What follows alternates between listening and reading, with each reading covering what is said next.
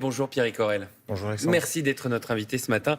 Toujours beaucoup de perturbations sur les routes et les autoroutes. On l'a vu à l'instant dans le journal de Thomas Cuny, notamment dans le sud-ouest, suite à ces barrages d'agriculteurs en colère. Est-ce qu'ils ont raison, vos collègues, ou est-ce que vous les appelez à lever le camp ce matin ? D'abord, je pense que c'est important qu'ils se mobilisent et qu'on ne laisse pas tomber toutes nos revendications tout de suite. Néanmoins, moi, ce que je voudrais dire ce matin, c'est qu'on ne souhaite pas prendre les Français en otage, ni même perturber les fêtes de Noël. C'est un moment important pour tous les Français, pour les agriculteurs aussi, qui ont besoin de se retrouver. Et je pense qu'un peu d'apaisement pour les fêtes de Noël peut faire du bien en effet, mais il faut qu'on reste très concentré. On a énormément de sujets et de revendications et je pense qu'on doit rester mobilisé. On aura quelques actions d'ici à Noël, mais encore une fois, Noël est un moment important, festif pour tout le monde et il faut le passer dans des bonnes conditions. Vous dites on aura quelques actions d'ici à Noël, c'est-à-dire, est-ce que vous pouvez nous expliquer un petit peu ? C'est-à-dire qu'on ne va pas faire de blocage parce qu'encore une fois, et on le voyait, les Français sont en train de retourner dans leur famille, en province, et on a besoin d'exprimer certaines choses. Donc on fera des actions coup de poing, ça et là, mais pas de blocage routier pour nous.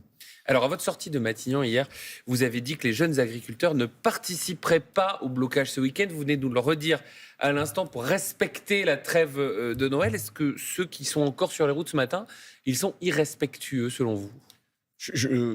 Ça les regarde. Moi, je vais vous dire, les Français, ils ont besoin de comprendre le message qu'on est en train de passer. Et si, encore une fois, on vient perturber, ça ne servira pas la cause. Vous avez peur de perdre le soutien des Français en faisant des actions comme ça ? Mais évidemment, et ce qu'on fait aujourd'hui, c'est pour les agriculteurs, mais c'est aussi pour les Français parce qu'on défend, et c'est le sujet du Mercosur, et c'est le sujet des moyens de la politique agricole commune, une agriculture française forte, respectueuse de l'environnement, qui produit des aliments de qualité pour les Français et puis pour l'export évidemment. Donc il ne faut pas perdre la population, il faut faire attention dans les messages et les méthodes qu'on fait passer avec évidemment même tout le sujet de la puissance de ce qu'on doit dire, c'est hyper important, mais attention aux méthodes.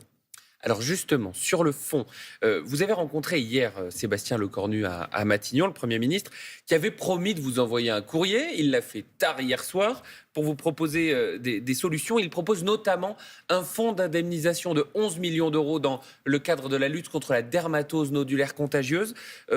Est-ce que c'est suffisant ? C'est suffisant pour ceux qui ont été touchés, ceux qui ont été impactés par la dermatose nodulaire contagieuse maintenant. Néanmoins, si on n'observe pas le protocole tel qu'il est aujourd'hui et qui fonctionne pour enrayer, pour éradiquer la DNC, si demain la DNC venait à parcourir le territoire français, ça serait évidemment pas à la hauteur.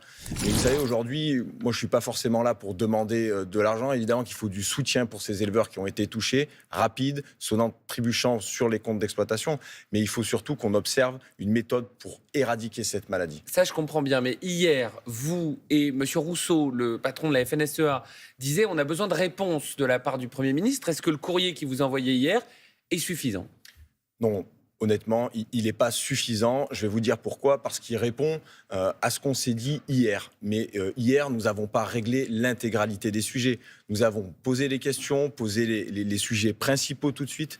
Mais on a d'ailleurs pris rendez-vous pour tout début janvier avec le gouvernement et le Premier ministre, parce que les réponses ne sont pas toutes au clair. On a un certain nombre de décrets qu'on n'a pas pris, notamment sur la loi du plomb qu'on a beaucoup débattu cet été. Pareil pour le renouvellement des générations d'agriculture, pareil sur la prédation. Rien dans le courrier, donc le compte n'y est pas, et c'est pour ça qu'on se remobilisera dès la rentrée. Alors, on a entendu aussi hier à la sortie de Matignon vos confrères de la Confédération rurale, de la coordination rurale, pardonnez-moi, estimer que la ministre de l'Agriculture, Annie Genevard, n'était pas à la hauteur. Est-ce que c'est aussi votre analyse de la situation ? Madame la ministre de l'Agriculture a fait beaucoup depuis le début de la DNC, mais force est de constater que ce n'est pas assez pour les agriculteurs. C'est-à-dire qu'elle s'est mobilisée, mais elle n'a pas forcément entendu un certain nombre de demandes. On n'a pas été... Est-ce que ça veut dire qu'elle doit partir ? Ah non.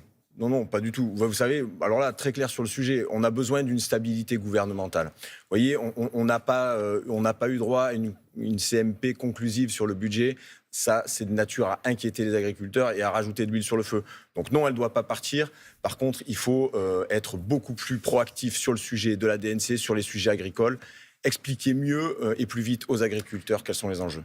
Alors justement, vous êtes au-delà d'être président des jeunes agriculteurs, un agriculteur, c'est dans le titre, vous êtes un éleveur bovin.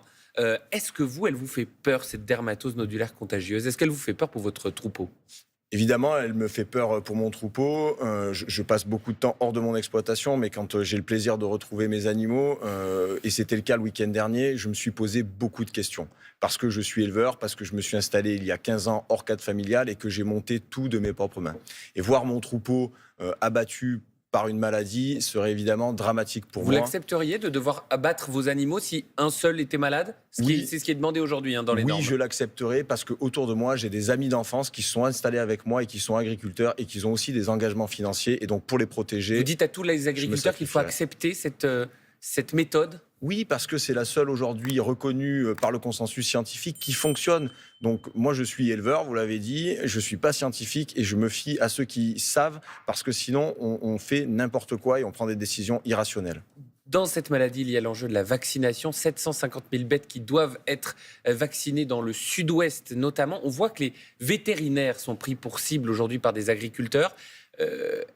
Ils ont peur de faire leur métier. Est-ce que vous soutenez les vétérinaires aujourd'hui ?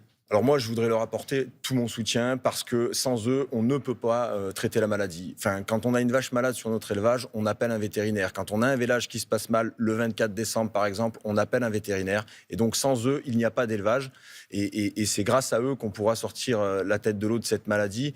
Et encore une fois, confronter les points de vue, les métiers de la ruralité ne nous apportera absolument rien. Très rapidement, une dernière question sur le Mercosur. On a donc appris hier que l'accord de libre-échange avec ces 4 pays d'Amérique du Sud était reporté, la signature, au mois de janvier. Est-ce que c'est une victoire ou un répit de courte durée ?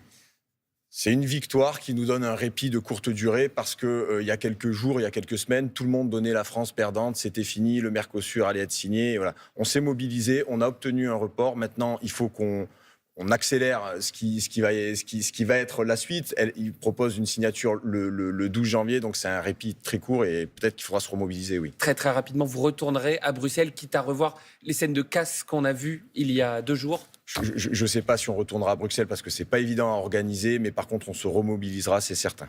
Merci beaucoup Pierrick Orel d'avoir été notre invité ce matin dans Les 4 vérités sur France 2. Tout de suite.